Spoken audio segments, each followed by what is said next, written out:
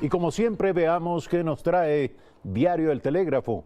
En su primera plana, Diario El Telégrafo nos dice, el presidente Moreno anuncia que Ecuador abandona la UNASUR.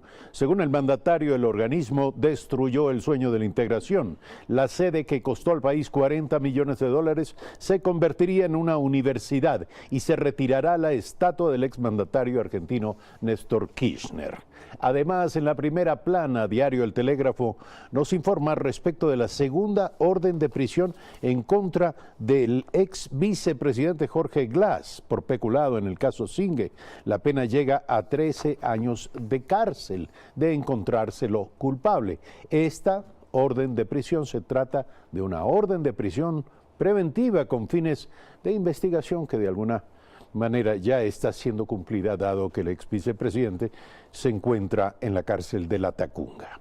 Y finalmente, el Fondo Monetario Internacional ya transfirió 662 millones de dólares. El dinero está en las reservas del Banco Central. Estas y otras noticias las encuentra usted en la primera plana de Diario El Telégrafo y en su edición de hoy. En la Asamblea Nacional hay preocupación luego de que su presidenta Elizabeth Cabezas advirtiera sobre un posible espionaje. No se descarta ninguna posibilidad, como el uso de dispositivos de largo alcance o que se haga seguimientos ocultos a los asambleístas. Hay varias hipótesis que se están investigando, entre ellas la posibilidad de uso de dispositivos con largo alcance, también la posibilidad de que se haya dejado cerca de el escritorio de la presidenta de la Asamblea algún tipo de dispositivo que esté grabando de manera constante varios temas como este, y eso también nos preocupa porque esto puede ser un efecto que haya sido generalizado y que esté permitiendo un espionaje no solamente a la presidenta de la Asamblea, sino a todos quienes conformamos la misma. Yo regreso de territorio luego de 12 días y yo tengo contrato con una empresa que me hace un barrido electrónico para ver una vez semanal si es que han colocado algún objeto extraño. El informe que me mandan es de que existía dentro del televisor un objeto extraño que no era relacionado con la parte tecnológica del televisor.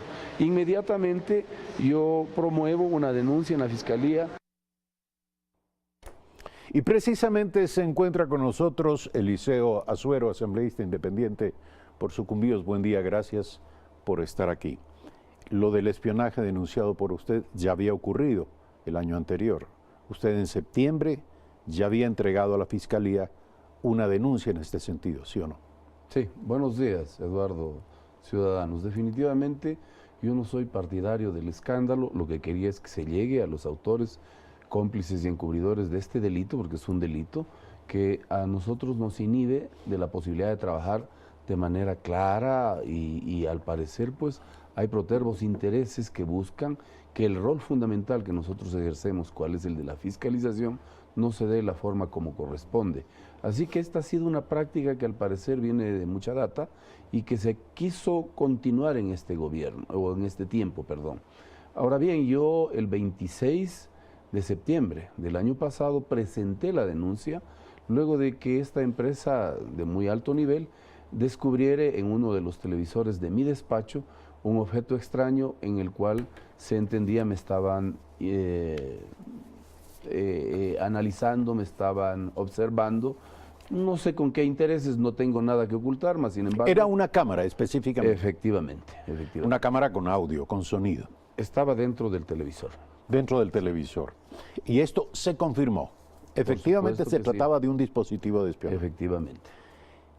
De septiembre a esta parte, ¿existe alguna nueva evidencia o hallazgo que permita de alguna manera acercarse a la verdad detrás de esto? Bueno, yo creo que la Fiscalía requirió los videos de los pasillos, fueron funcionarios de mi despacho a rendir su versión y está en ese proceso de investigación. No es que yo estoy generando un escándalo que a mi juicio debía ser más bien con toda la tranquilidad e inclusive que no se conozca porque es necesario descubrir quiénes son aquellas personas que están acostumbrados a violentar los derechos de las personas y más aún de autoridades de elección popular como nosotros que tenemos un rol específico que cumplir. Ahora, más allá de no tener la intención de generar un escándalo. El hecho ya es escandaloso y por los últimos acontecimientos en la Asamblea Nacional. ¿Cuál es su evaluación, su balance respecto de lo que está ocurriendo en la Asamblea en torno a este hecho, pero también respecto de esta evidente inestabilidad política que parece conspirar contra el cumplimiento de los fines de la Asamblea Nacional? A ver, es absolutamente claro de que hay grupos humanos y políticos que pretenden desestabilizar el país. Y una de las formas es buscando que la Asamblea no goce del prestigio que debe tener, inclusive generando noticias falsas, y para todos es conocido de que existen plataformas tecnológicas que propalan insinuaciones, noticias que no necesariamente están en la línea de la verdad. Esto habla de que hay intereses claros para impedir que en esta nueva reinstitucionalización del Ecuador se consiga descubrir a aquellos que saquearon este país. Si son claros, diga usted de quién se trata. No estoy hablando claramente, estoy diciendo que esto es una práctica que viene desde el correísmo y que parece que con los recursos que tienen, inclusive tecnológicos, buscan impedir o buscan chantajear a aquellos que tenemos la decisión no de perseguir, sí de aclarar la verdad, de decirnos, vea, esto tenemos contra usted y evítese meterse con nosotros. Eso no lo van a lograr. ¿Usted ha recibido ese tipo de mensajes? Yo he recibido amenazas telefónicas, pero esto es muy usual. Así que esto yo no le doy mayor importancia. Hay teléfonos que no tienen número, que le llaman, le dicen no te andes metiendo en pendejadas, etcétera, etcétera. Yo tengo una data bastante larga en política y esto es algo que a lo que acuden sencillamente aquellas personas que están nerviosas, porque vemos personas que no nos intimidan para llegar a la verdad. Lo cierto es de que el Ecuador ha sido esquilmado en sus recursos, al Ecuador se le afectó muy profundamente en su institucionalidad y por esa razón yo creo que los que promovieron este tipo de conducta ilegal, inmoral, tienen que ser sancionados y esperemos que la justicia que yo personalmente digo, posiblemente no ha sido muy diligente en el tratamiento de estos temas. Ya vamos casi a los 2 años y todos los días se descubre algún hecho de corrupción. La Contraloría General del Estado, que hace un gran trabajo, tiene alrededor de 350 casos de indicios de responsabilidad penal y sencillamente parece que duerme el sueño de los justos. Y es necesario que cuando se logre un nuevo nombre, una nueva persona, una nueva reinstitucionalización de la Fiscalía, se inicie con fuerza, con determinación para lograr descubrir a aquellos que le hicieron tanto daño al Ecuador en sus instituciones y en sus recursos. ¿Lo mismo ocurrirá en la Asamblea Nacional con la presidenta Elizabeth Cabezas? A ver, primero la fuente que se develó es una fuente de origen ilegítimo, ilegal. Segundo, yo he dicho de que Elizabeth debería, ojalá en una sesión reservada para evitar el escándalo, se nos explique al Pleno, a todos los asambleístas, porque ella representa a los asambleístas, cuáles son las motivaciones, vínculos o lo que sea, que han mediado para que este escándalo una vez más afecte la imagen de la Asamblea. Muy bien, pero eso... Pero no es evidente. Claro que sí. Digamos, es necesario que se les explique. Sí, pero por supuesto, no, pero tenemos que saber, hubo un diálogo con la ministra de Gobierno, yo no puedo hablar de qué dialogaron, porque eso es ser serio, no hay que escandalizar, porque sí es cierto también de que hay que conversar con las diferentes funciones del Estado sin que esto suponga una intromisión. A ver, todo giraba, si me permite, en torno a la solicitud de investigación acerca de la denuncia respecto de supuestas irregularidades en torno a la actividad de empresas offshore relacionadas o ligadas con un hermano del presidente de la República. Pero, eso es claro. Pero ese es el hermano. En efecto, en torno a ello giraba. Exactamente. Ya. Luego, el escándalo deviene de otras cosas, deviene del contenido de una conversación ilegalmente, ilegítimamente registrada y divulgada como... y finalmente el origen de todo quedó de alguna manera olvidado en todo este intenso y breve capítulo de ir y venir de especulaciones respecto de lo acontecido. Yo lo que le quiero preguntar es, ¿la Asamblea Nacional debe conocer estos temas o no debe conocer estos temas? ¿O de qué manera, cuál es el procedimiento idóneo para que estas cosas sean procesadas? Vamos a empezar un poco a analizar el contexto.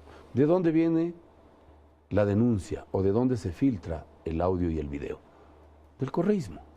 Quienes tienen el interés de dañar la imagen de la Asamblea para impedir el rol que nos corresponde. Eso no quiere decir de ninguna manera que la presidenta de la Asamblea, que tiene la obligación de un comportamiento distinto al que podría tener cualquier ciudadano porque representa a la primera función del Estado, tenga que recibir de parte de nosotros las críticas y el debate, porque tiene que explicarnos cuál era la razón. Yo mismo iba a votar en favor de aquello, porque lo único que proponían ahí es el escándalo. Si hay algo anómalo en la gestión o en el accionar de un hermano del presidente, eso se debe ventilar ¿en dónde? En la Fiscalía General del Estado, si es que es el cometimiento, si se supone el cometimiento de un delito. Lo que pasa es de que no podemos dar plataforma para el escándalo. En las redes sociales se han filtrado muchos temas y yo no veo nada extraño ni nada malo de que alguien se presente a rendir su versión sobre hechos que tienen que ser explicados. Pero no nos olvidemos de que la institucionalidad radica también en la jerarquía. Se trata del señor presidente de la República. Nos guste o nos disguste, tenemos que tener un comportamiento distinto. No podemos poner a todos por igual.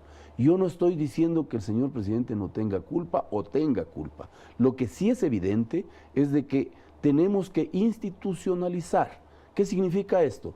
Los temas relacionados con actos, con posibles actos de corrupción, deben ir a la esfera que corresponde o debería ir a la Comisión de Fiscalización. Ahora, todo esto se produce también en un clima electoral, en un momento electoral. Por supuesto. El objetivo es, evidentemente, influir en los electores a la hora de votar. Por supuesto, generar en los electores la idea de que con el señor Correa se vivía mejor, y eso es falso.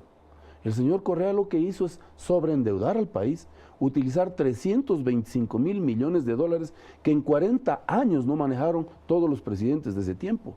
Es decir, los presidentes de ese tiempo llegaron a manejar 40.000 millones. Él en 10 años manejó 325.000 millones. Tenemos una deuda que supera los 70.000 millones de dólares. Tenemos problemas en todos los lados. Un Estado obeso que no tenía más de 300.000 empleados y trabajadores, hoy supera los 800.000. Es decir, tenemos que entender, lamentablemente, de que a esta gente le conviene el estado de bronca, de desesperación, y muchos están captando estos mensajes como válidos.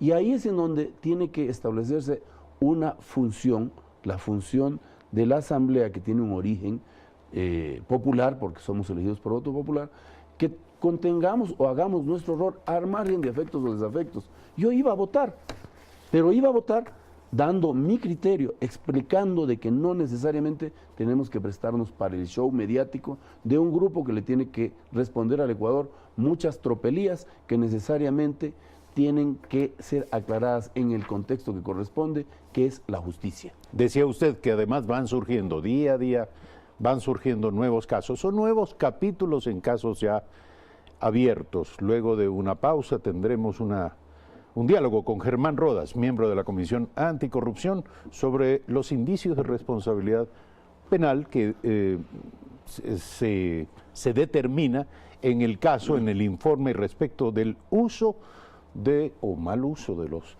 aviones presidenciales en el tiempo del expresidente de la República, Rafael Correa.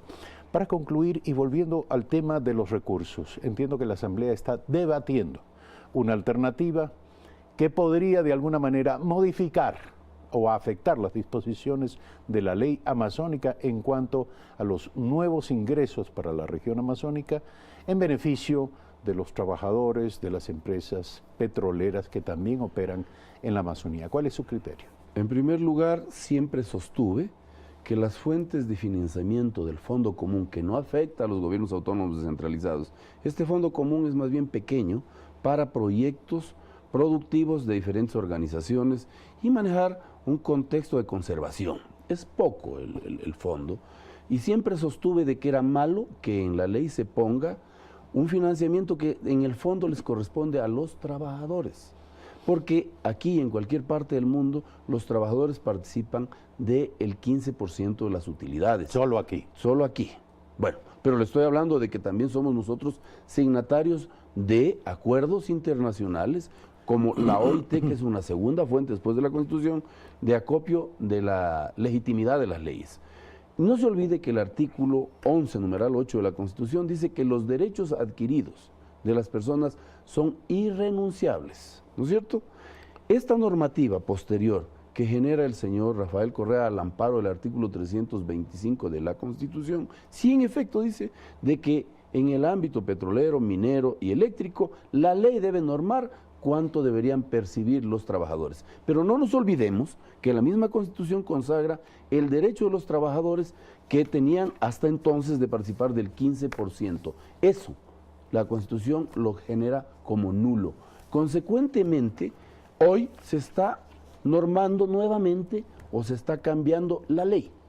Y lo que tiene que hacer en este caso particular el gobierno, porque es materia del gobierno, el ámbito económico le corresponde al Ejecutivo, tiene que buscar la fuente de financiamiento y me atrevo a decir que podría ser fácilmente la utilización del 4% del precio del barril de crudo. No se olvide que la normativa dice que no menos de $2 deben percibir los gobiernos autónomos descentralizados y si supera la barrera de los $50 debe percibirse el 4%. Ese 4%, cuando supera la barrera de los $50, debería ir para el fondo común y este fondo común debe ampliarse mucho más para crédito, para reforestación, para turismo, inclusive para la vialidad que está desastrosa. Ya teníamos recursos del excedente del precio del barril de crudo, el 40% en la Ley de Transformación Económica para las Finanzas Públicas, en el artículo 58A, que se nos despojó y ningún amazónico dijo nada, ni prefecto, alcalde, ni asambleísta. Eso es lo que me molesta. Entonces, en este momento, ese derecho adquirido que teníamos nosotros de participar del excedente del precio del barril de crudo, un 40%, debe regresar para continuar con la ampliación de la troncal amazónica e inclusive parte de sus recursos pueden ir a alimentar el fondo común. Hay muchas posibilidades siempre y cuando exista la predisposición para lograr que los ánimos en la región amazónica bajen.